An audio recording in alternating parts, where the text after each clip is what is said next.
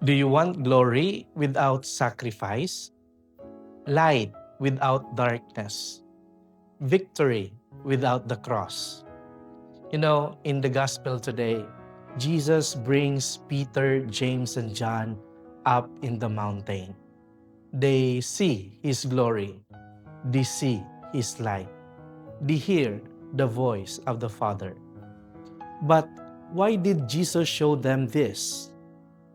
Because He knew that after the mountain would come the cross. After the light would come suffering. That after glory would come pain.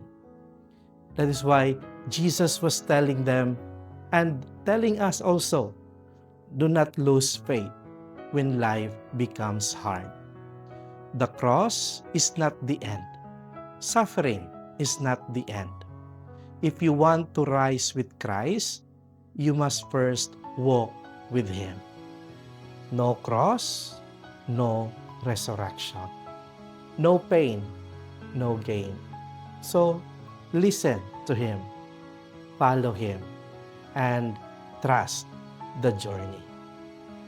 Amen.